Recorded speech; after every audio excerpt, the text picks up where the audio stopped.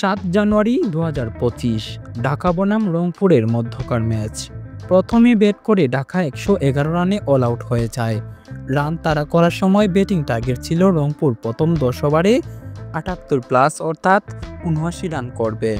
ব্যাপারটা স্বাভাবিক মনে হলেও ঘটনাপ্রবাহ স্পট ফিক্সিংয়ের সুনির্দিষ্ট প্রমাণ দিচ্ছে। প্রথম ৫ ওভারে রংপুর রাইডার্সের সংগ্রহ মাত্র ২৬ রান, ১ উইকেট হারিয়ে। ব্যাট করছেন ইনফর্ম সাইফ হাসান এবং অ্যালেক্স হেলস।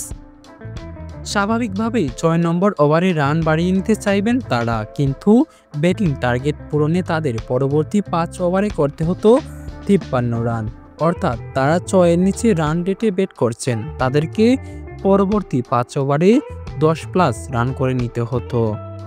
আলাউদ্দিন বাবু বল করতে আসলেন ৬ নম্বর ওভার। নামটা মনে রাখবেন। তিনি এসে প্রথম বল ফুল লেন্থে দিলেন, হেলস ৪ মারলেন। পরের বল পায়ের কাছে আবারও ফুল লেন্থ এবং হেলস অতি সহজে এটিকে পাঠিয়ে দিলেন সীমানার বাইরে। ওই বাবু দিয়ে গেলেন ২০ রান। ৬ ওভারে ৪৬ রান রাইডার্সের। ব্যাটিং টার্গেট পূরণ করতে প্রয়োজন ৪ ওভারে ২৯ রান। এখন বিষয়টা স্বাভাবিক মনে হতে পারে, কিন্তু পরবর্তী ২ ওভারে মুগ্ধ এবং আমির হামজার বলে দেখে শুনে খেলে ৮ রান নেয় হেলস এবং সাইফ। ৮ ওভারে ৫৪ রান। ব্যাটিং টার্গেট পূরণ করতে হলে ২৫ রান দরকার ২ ওভারে।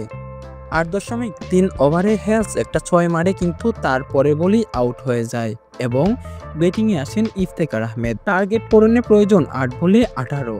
নতুন ব্যাটসম্যান, তার সামনে তো তারা নেই, সে কেন ৮ বলে ১৮ নিবে, এই কথা মাথায় আসছে না। ইফতেখার ও তাড়াহুড়া না করে ১ রান নিলেন। এখন ব্যাটিং টার্গেট পূরণে প্রয়োজন ৭ বলে ১৭ রান।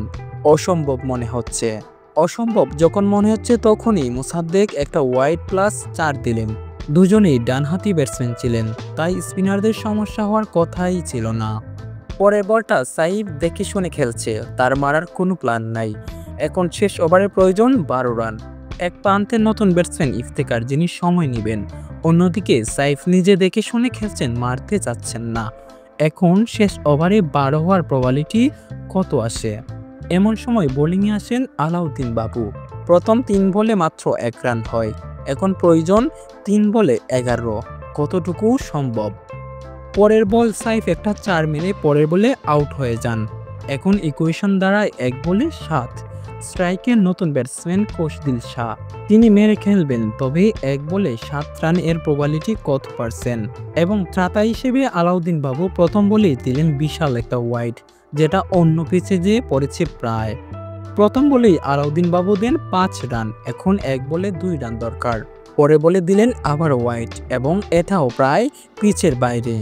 এখন স্বাভাবিক মনে হবে, তারপরে বলে আবার ওয়াইড। ১ বলে ৭ রান প্রয়োজন, বাবু দিলেন টানা ৩টা বড় ওয়াইড।